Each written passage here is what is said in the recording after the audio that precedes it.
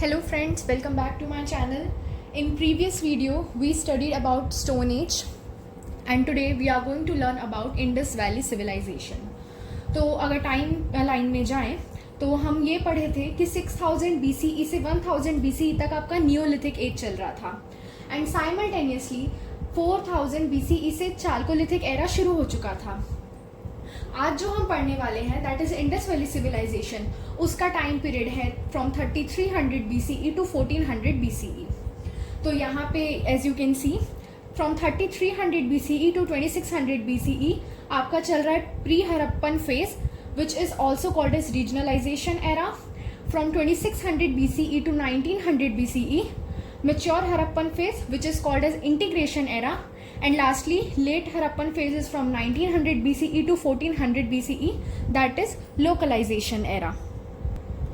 Now in the year 1920 archaeologists found this civilization in the Indus Valley region, so thus the name has been given Indus Valley civilization. Also the remains of this civilization was first noticed in Harappa and that is why it is also known as Harappan civilization. So I hope अब आपको समझ में आ गया होगा कि ये civilization का नाम कैसे पड़ा, कि ये civilization किस region में मिली. That was Indus Valley, जहाँ से flow करती थी उस जगह पे इस civilization के remains archaeologists को मिले and thus the name has been given Indus Valley civilization. अगर इनके phases की बात की जाए तो यू कैन सी हियर कि एक माउंटेन लाइक स्ट्रक्चर बन रहा है. What this mountain like structure indicates कि ये पीरियड यहाँ से शुरू हुआ तभी इसका स्ट्रक्चर ऐसा है कि यहाँ पे मेच्योर हरप्पन फेज था, वेरियस डेवलपमेंट सब कुछ यहाँ पे देखा गया और फिर धीरे धीरे कैसे इसका डिक्लाइन हुआ, that is this till 1400 BCE. तो अब जो हम नेक्स्ट पढ़ने जा रहे हैं that is about the sites. ये वो साइट्स है जहाँ पे इस सिविलाइजेशन के रिमेन्स एविडेंसेस मिले हैं कि ये सिविलाइजेशन कैसी थी. तो अब हम एक एक करके इसके बारे में पढ़ेंगे. इनकी location, the excavator on which river this civilization was found and what all things were found in this civilization. These 4 things we are going to cover in this next topic. Okay, so friends, these are the 4 things which we are going to find out: location, river, excavator and what all discoveries have been made. तो इधर मैंने सब कुछ लिख दिया है the discoveries, location, river and excavator. I tell you. सबसे पहले हमारा है हरप्पा. तो हरप्पा की लोकेशन है Punjab, Pakistan Punjab. It's on river Ravi. The excavator is Dayaram Sahni. अब यहाँ पे जो भी फाइंडिंग्स है, डिस्कवरीज है, वो है सीटाडेल. सीटाडेल क्या है ये मैं आपको अलग से समझाऊंगी. Evidence of trade with Mesopotamia, dice, working floor, toys, sculptures, painted pottery and mother goddess. हम नियोलिथिक एज में देखे थे पॉटरी थी एंड अब यहाँ पे इसका एक और बेटर वर्जन है पॉटरी, क्योंकि पेंट होने लगी थी, painted pottery. Next one is Mohenjodaro. It is also known as mound of the dead. तो यहाँ ये जो है लोकेशन इसकी है Punjab, Sindh. River, its on river Indus and excavator is RG Banerjee and sir John Marshall. जो डिस्कवरीज यहाँ पे हुई हैं वो है multipillared assembly hall. Assembly hall वो था जहाँ पे ये यहाँ के लोग एक मीटिंग करते थे. Great bath, bull seal, piece of woven cotton cloth, bronze dancing girl, town planning, terracotta toys, clay bangles and granary. जैसे जैसे हम आगे बढ़ेंगे आपको पता चलेगा कि यहाँ के लोग कितनी बेटर टाउन प्लानिंग करके रखते थे. The third one is Chanhudaro. It is the only Harappan site without citadel. यहाँ पे मिले हैं terracotta model of bullock cart, lipsticks, ink pot, bead making factory and bronze toy cart. ये याद रखिएगा कि जो बीड मेकिंग फैक्ट्री है वो 2 ही साइट्स में थी, एक चानुडारो और जो मैं आपको आगे एक पढ़ाऊंगी वो है लोथल. रिमेंबर, यहीं पे बीड मेकिंग फैक्ट्री थी. Fourth one is Kalibangan. Kalibangan is in Rajasthan, घाघर river. और वहाँ पे जो मिले हैं डिस्कवरीज जो हुई है वो है ploughed field, fire altars. Fire altars भी आपके 2 से 3 ही जगह है. Bones of camels, bangle making factory थी वहाँ पे. और वहाँ पे जो ब्यूरियल्स थे वो सर्कुलर और रेक्टेंगुलर शेप्ड होते थे. Okay friends, so as you can see the 5th site which we are going to discuss is Dholavira. Dholavira is founded by J.P. Joshi on the banks of river Luni and it is located in Run of Kutch, Gujarat. अब यहाँ पे जो findings है वो सबसे पहले है that Dholavira is the only site which is divided in 3 parts. अब वो 3 पार्ट्स क्या है? Citadel, middle town, lower town. यहाँ पे जो है there is unique water harvesting system, water reservoir and the open spaces. तो इसकी ये चीज याद रखिएगा आप that it is divided in 3 parts. 6th one is Lothal. Lothal में आपको डॉकयार्ड मिलेगा, bead making factory. As I told you before कि बीड मेकिंग फैक्ट्री सिर्फ 2 ही साइट्स में थी, एक तो आपकी चानूडारू थी और दूसरी Lothal. Seal from Mesopotamia, fire altar. यहाँ पे जो है आइवरी स्केल मिली है विच इंडिकेटेड दैट मेजरमेंट भी होता था उस टाइम पे. इंपॉर्टेंट सी ट्रेड सेंटर था ये.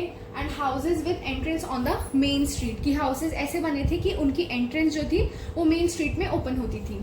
Next one is Banawali. Banawali जो है it is in Haryana and it is in Rangoi river, founded by R.S. Bisht.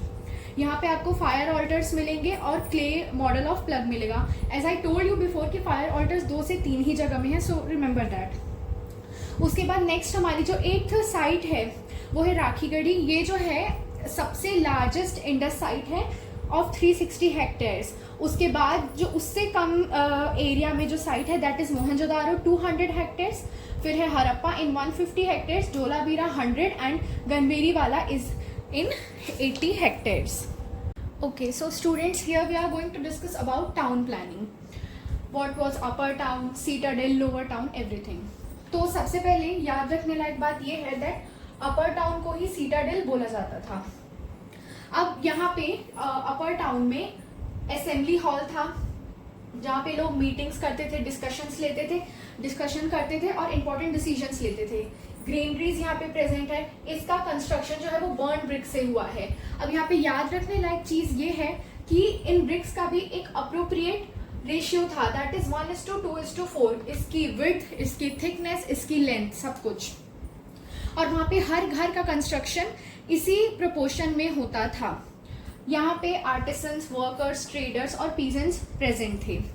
अब ये है आपका लोअर टाउन. लोअर टाउन एक प्रॉपर ग्रिड पैटर्न से बना है जहाँ पे रोड्स जो है वो राइट एंगल में एक दूसरे को कट करती है. लोअर टाउन में एक प्रॉपर ड्रेनेज सिस्टम था. यहाँ पे गार्बेज जगह जगह प्रेजेंट था. ये सैनिटेशन मेंटेन करने के लिए था.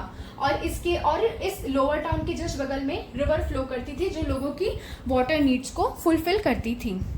So I hope now you understood how was the town planning of the people here.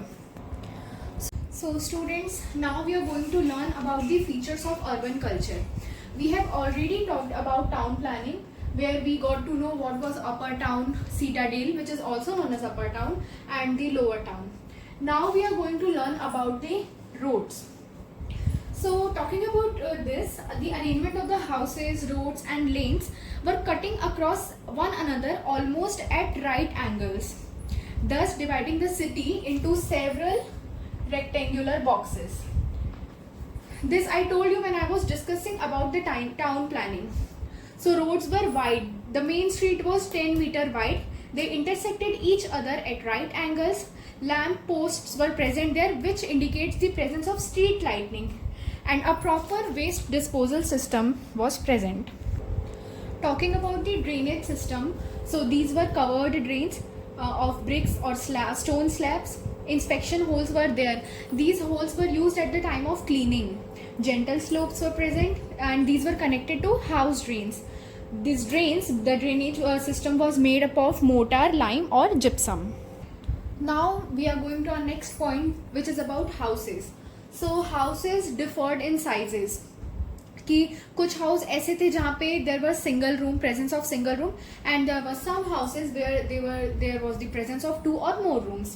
It was 2 or more stories. Tiled bathrooms were present. Wells का प्रेजेंट होता था और ये जो वेल्स का प्रेजेंस था वो ऑलमोस्ट हर स्ट्रीट में था. The presence of public wells in every street.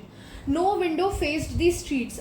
तो ये जो विंडो थी वो स्ट्रीट को फेस करके ओपन नहीं होती थी. What it indicated the presence of privacy, कि वहाँ के लोगों के लिए प्राइवेसी कितने इंपॉर्टेंट थी. हाउसेज पर largely built on bond bricks, जहाँ जो मैंने आपको पहले बताया था कि उनका रेशियो था 1:2:4. रूफ जो थी वो मड, रीड और वुड से बनती थी. And there were presence of garbage bins, कि वहाँ पे क्लीनलीनेस कितनी इंपॉर्टेंट थी, कैसे मेंटेन होती थी. तो हर स्ट्रीट में गार्बेज बीन्स प्रेजेंट थे और लोग वहीं जाके गार्बेज को डंप करते थे. As I told you before that the houses were built on burnt bricks, जिसका एक प्रॉपर रेशियो प्रोपोर्शन था.